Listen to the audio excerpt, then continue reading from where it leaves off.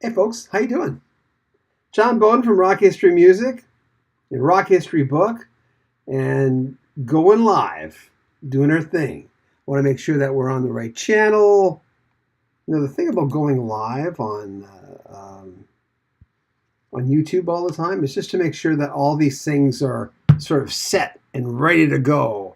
And again, I want to thank the folks before we get started who joined our Patreon. Running a YouTube channel in this day and age, it's almost a necessity that you have Patreon.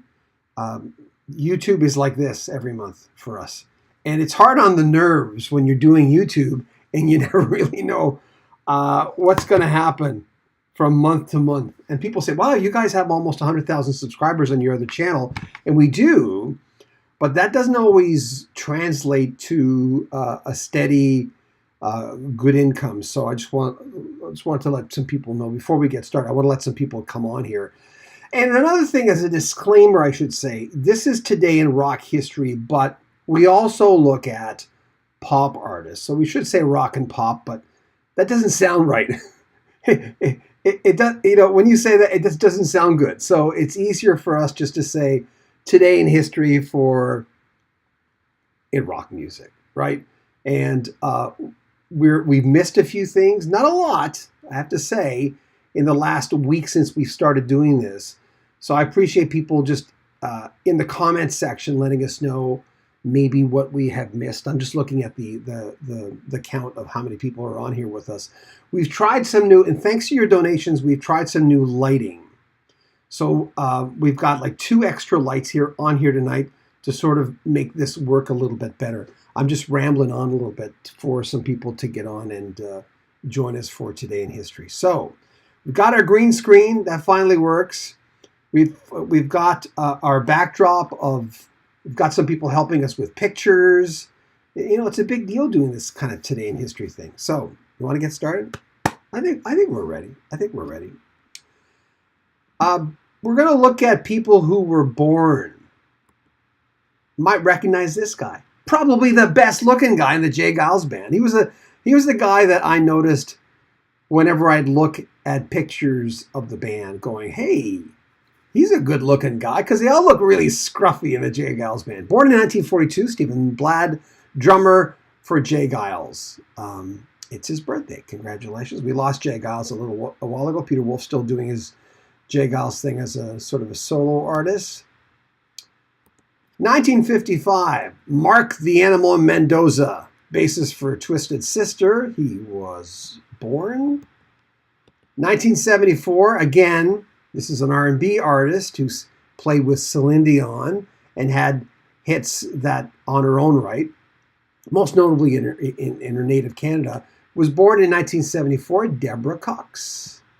And I play her at the radio station that I work at in Vancouver on a fairly regular basis. And again, someone who is not in our lane, but it's a sad thing that Corey Monteith, I think that's how you say it, Canadian actor and musician, of course, famous for Glee, passed away of a drug overdose. He was only 31, and that's 2013. That was I remember when that happened. I remember thinking, wow, like is that ever even real? Because when you have a young artist like that, we had heard, and he was being transparent about what he was going through. He was dating Leah Michelle or something, and she had nothing to do with his death. We know that, but that girl had drama in her life, a lot of stuff. So, might recognize this guy, George Harrison, released in '79 the single "Faster." That's a phase of George Harrison that I wasn't my favorite, but at the same time, it was George Harrison. He was catching up for lost time after being sort of lost in the shuffle a little bit in the Beatles. 1985, no, wrong one. That's the right one. 1985, Duran Duran. They became the first artist with the #1 hit from the James Bond film with A View to a Kill. Remember that? Didn't mind that. It was really Duran Duran sounding like crazy, but that's cool. 1985, Elton John re-signed to MCA Records for a deal worth $8 million, which seems like small potatoes in the world of entertainment these days because now the deals are, man, they're astronomical. 1991. I remember being in the movie theater with my then girlfriend, and the credits go up. And Robin Hood, Prince of Thieves was not a great movie. And I remember the credits, doing their thing, and Everything I Do for You came on by Bryan Adams. And I didn't recognize it was him right away, but I remember thinking, what is that tune? Went to #1 on the UK charts with that song on this day in 1991. Now, remember when we talk about the fact that this is not all rock, we got this guy, Frank Sinatra. 1939. Makes his recording debut with the Harry James Orchestra singing From the Bottom of My Heart and Melancholy Mood. Man, that's going back a little bit. Oops. 1963. The Rolling Stones played their first gig outside London with the Hollies. 1963. Look how young and cute they look there. Brian Jones, eh? Man, what could have been? It's a weird situation, the death. We just were talking about the funeral a few days ago, the anniversary of the funeral. 1965, Paul McCartney got an award called the Ivor Novello Award. It was a lunch party at the Savoy in London. John Lennon didn't want to go, and Paul McCartney was 40 minutes late to get to the party because he had kind of forgotten about it or never even put it in his date book. It happens. 1968, Momentum. That's why Ozzy's on the banner of this video. 1968, Black Sabbath played their first gig at a small backstreet blues club in Birmingham, England. Crazy. Ozzy looks normal there. Ozzy looks like a fine young man. And when Ozzy talks in that picture, you can understand what he's saying. But it's rock and roll. 1969, over 100 U.S. stations refused to play The Ballad of John and Yoko because of the line, Christ, you know it ain't easy. I hope we don't go back to those days because we're listen, I'm all for making good for things that were not right, but you can't get too PC. You just can't.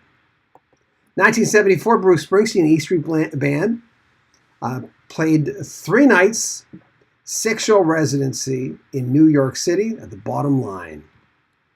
Man, he was good back then. Really raw, crazy. 1984, Eddie Van Halen. Guest appearance performing Beat It, Michael Jackson in Dallas, Texas. I know that Michael Jackson was always trying to get street cred. He was really trying hard to pretend that some folks who were watching him, in spite of his great talent, that somehow he had street cred. His videos showed that. But I think a lot of us were just going, oh, come on now, just stay in your lane. You're not a tough guy. You kind of sound like this. But he had these mixed personalities and mixed, I think, goals to be what he wanted to be. By the way, we'll get to the comments in a section. In a second, that's the word I'm looking for. 1985, David Bowie and Mick Jagger debuted the big video for Dancing in the Streets, which I hated during a Live Aid concert. I hated their take on that. I hated the video. Did you ever see there's a video going around of them singing and sweating? It's not real, but it's really, really funny. You should look it up on the internet. There's a few of those.